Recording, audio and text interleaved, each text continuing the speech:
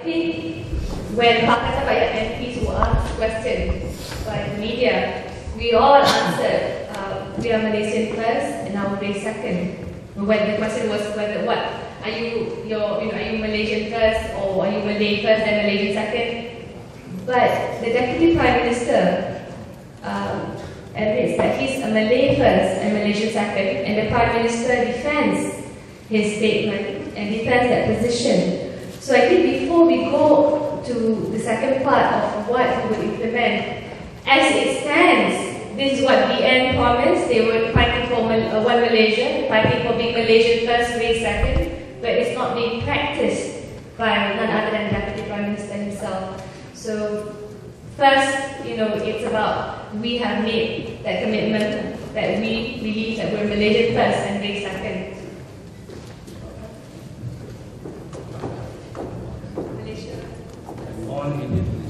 On Malaysian first, I think I agree with what Iza has just said. If we go too deeply into whether we actually want to use the word bangsa Melayu first or bangsa Cina first, Malaysian first, we can as Dr. Zack, we can discuss until the kampung. But to be fair to us, Pakatan, I believe that we have, as Dr. Hatta mentioned in his earlier presentation, made individually a lot of sacrifices and compromises among ourselves in order to achieve a common platform, and I am very confident that the common platform, among others, will treat Malaysians as Malaysians, will not give priority to races merely because they are of a particular ethnic group or not of that particular ethnic group. If I take an easy, straightforward line, I think yes, we are from bangsa Malaysia. We want to forget bangsa Melayu, Cina, India after this, or Iban, Pakatan. But going into that will sound good at the very beginning. But I think the more concrete, actual policies and programs that we do, and hopefully we have achieved to do in the states that we are already in power for a few years now, that will prove that we are actually trying to offer a fair, equal package, giving all equal rights to all citizens of Malaysia. And this fits very well into the Islamic message of Islam being a fair religion, of Islam offering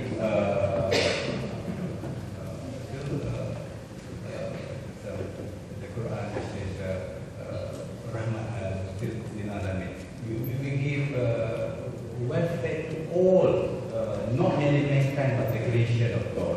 So that is ideally speaking what Islam should stand for, and we, at least two of us here, we will fight for that cause, even within our own party, should other views prevail, which we hope for in the party itself. So trust us in our commitment to be fair to all human beings, to all citizens, definitely, of Malaysia. Thank you.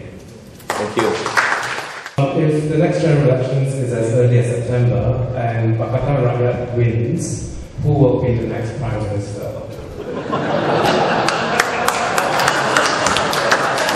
Thank you very much. Question number 2. Sorry, can you go? I'm asking the question that's come from Penang, so I must find it first. Okay, all right, then let's go to question number 3. I believe it's CC. What Friends of Pakatan Rakyat is meant to do is to lobby international pressure. So, for example, from the British Parliament, 3 parliamentarians, the European parliamentarians, and the United Nations. But how useful and how important is international pressure to Pakatan Rakyat, and how can they use this pressure to win elections or to score a point? Thank you. The question is about international pressure and the growth of Malaysia. Question number 2, please, James. Thank you. It's not working. Can you hear? This is come by SMS from Penang. Wonders of modern technology. They're watching you live, as you heard already. So they have asked this question, which is, They're from Penang, so they have a Penang mentality, right? The question for you, which relates partly to the election strategy, is state by state or Putra Jaya in one go? Thank you very much. And the last question, right at the back. Yes, please.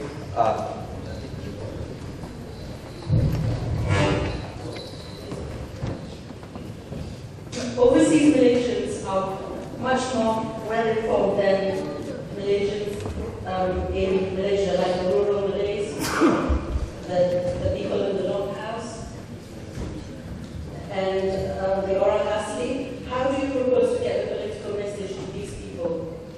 Thank you very much. Because as of now, you only visit them only before elections.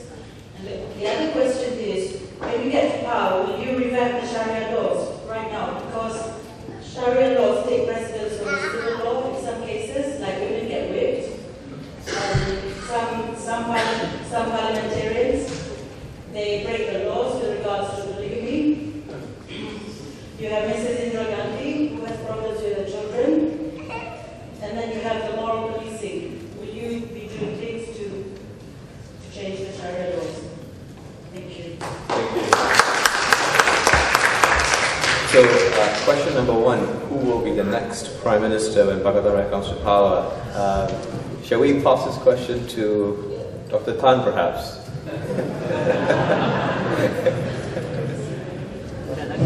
Hello.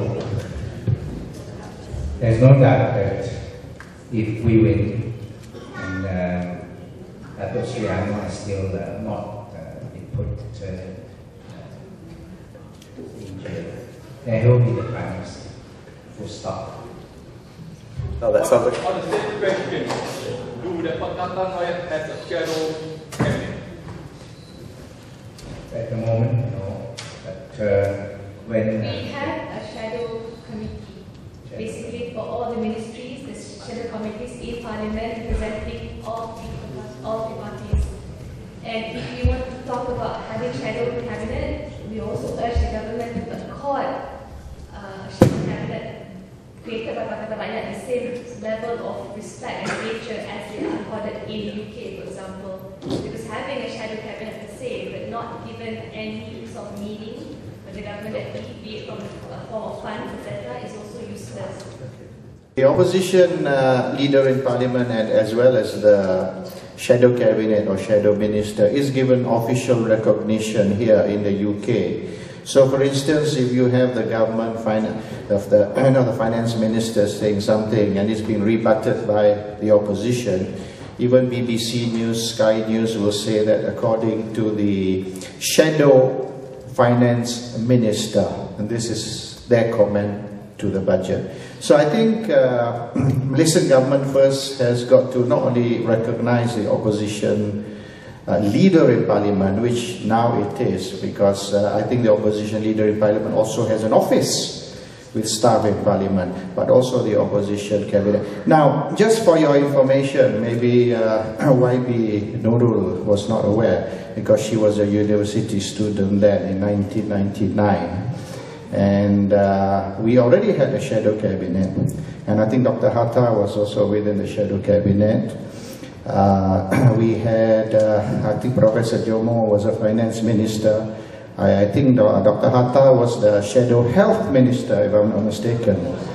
So he was, yes, he was our minister, shadow minister.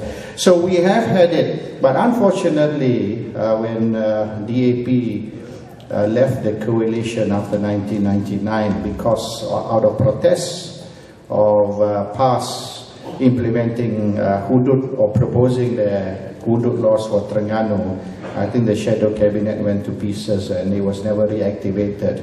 But even our Dr. Chandra Muzaffar was the secretary for the what we call Barisan Alternative, and I still remember at that time it was a very functional, because we had what was it, Doc?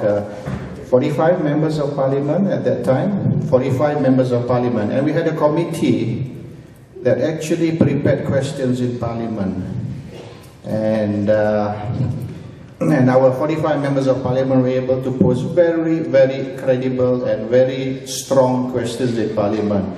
And I remember after 2004, one of the unknown members of parliament said, "Phew, lucky.